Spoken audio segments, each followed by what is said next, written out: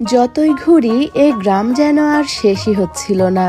বলছিলাম এক জমিদারের গ্রামের কথা। যেহেতু জমিদারের গ্রাম, তাই এই গ্রাম কি আর ছোট হতে পারে? সুপ্রিয় দর্শক এবং শ্রোতা, আসসালামু আলাইকুম।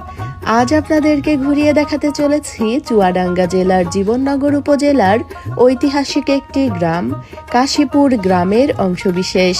বরাবরের মতো সম্পূর্ণ ভিডিওটি জুড়ে আপনাদের সাথে আছি আমি সাবিহা সুলতানা মুক্তা। আমরা গ্রামটিতে প্রবেশ করেছি দেহাটি বাজারের দিকটা থেকে। প্রথমেই আপনাদেরকে দেখালাম গ্রামের সুন্দর একটি স্কুল, কাশীপুর মাধ্যমিক বিদ্যালয়। এ পর্যায়ে আমরা ঘুরে দেখব গ্রামটির জনবসতি, ঘুরিয়ে দেখানোর চেষ্টা করব আপনাদেরকেও।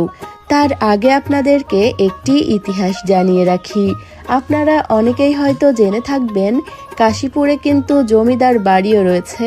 ইতিপূর্বে আপনাদেরকে জমিদার বাড়িও ঘুরিয়ে দেখিয়েছি, তাই আজকের ভিডিওতে আর জমিদার বাড়ি ঘুরিয়ে দেখাচ্ছি না। তবে সংক্ষেপে আপনাদেরকে ইতিহাসটুকু জানিয়ে রাখছি। বিখ্যাত লেখক শরৎচন্দ্রের মামাবাড়ি ছিল এই কাশীপুর গ্রামে। তিনি ছিলেন কাশীপুর গ্রামের জমিদার। আপনাদের নিশ্চয় মনে আছে সেই আমিনা আর গফুরের গল্প, মহেশ গল্পটি কিন্তু এই কাশীপুর গ্রামে বসেই লেখা, এবং সেই গফুর আর আমিনার বাড়িও কিন্তু এই কাশীপুর গ্রামটিতেই ছিল।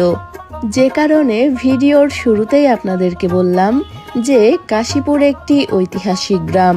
চলুন আর কথা না বাড়িয়ে একসাথে ঘুরে দেখা যাক কাশীপুর গ্রামের অংশবিশেষ।